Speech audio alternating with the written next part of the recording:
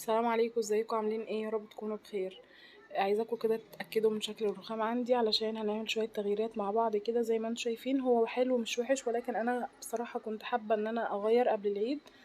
وفي نفس الوقت انا عندي الجزء التاني اللي هو فيه الحوض رخام جالاكسي. فانا حبيت اوحد اللون كده واعمله كله اسود، وطبعا عشان اغير الرخام دلوقتي هيبقى بمبلغ وقدره، فقلت اعمل شويه تجديدات بسيطه كده باقل التكاليف الممكنه. جبت 2 رول رخامي بالشكل ده. هو مش غالي خالص، في منه 3 متر وفي منه 5 متر.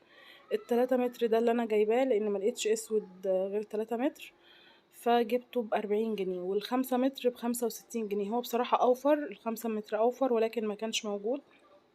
وفي نفس الوقت انا عايزة ال2 رول يبقوا نفس الرسمة بالظبط يعني، لان طبعا بيبقى فيه اسود في جولد وفيه اسود في نحاسي شوية.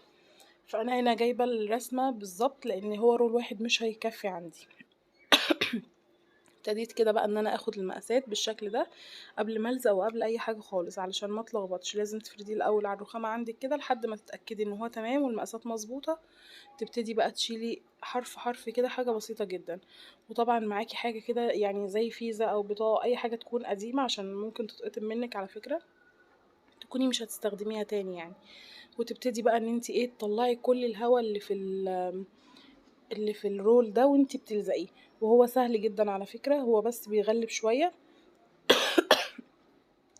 ولكن النتيجة بتاعته حلوة قوي. هو بياخد مجهود ووقت اكتر شوية يعني. عايزة اقول لكم ان انا فكيت وركبت اكتر من مرة، لان ممكن تبقى في حتة ملزوقة غلط، المقاسات مش مظبوطة قوي، ولكن بصراحة النتيجة هتخليكي تنسي كل التعب ده. زي ما انتم شايفين كده، بصوا ما شاء الله.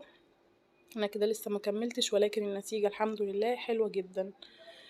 بمشي بقى زي ما انتم شايفين كده واحدة واحدة. لو حسيت ان في هوا بترجعي تشيلي حتة صغننة كده من اللي اتلزقت، وترجعي تاني بالبطاقة او بالفيزا كده تبتدي تطلعي الهوا ده.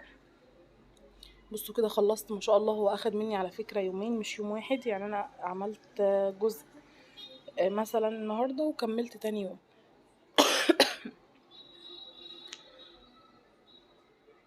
طبعا بقى لو انتي حابة تعمليه ابيض، في الوان كتير، في ابيض وفي رخامي كده بيج في بني، وفي حاجات كتير قوي.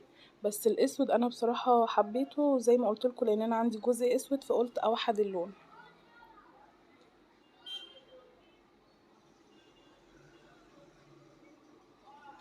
طبعا كمان احنا داخلين على العيد وكلنا بنبقى حابين التغييرات والتجديدات قبل العيد. وانا بصراحة من الناس اللي بحب جدا اجدد في المطبخ يعني. انا ممكن ما بما اني بحب وقفة المطبخ، فانا بحب التجديد دايما يبقى في المطبخ بالنسبة لي. ده الجزء اللي انا خلصته اول يوم.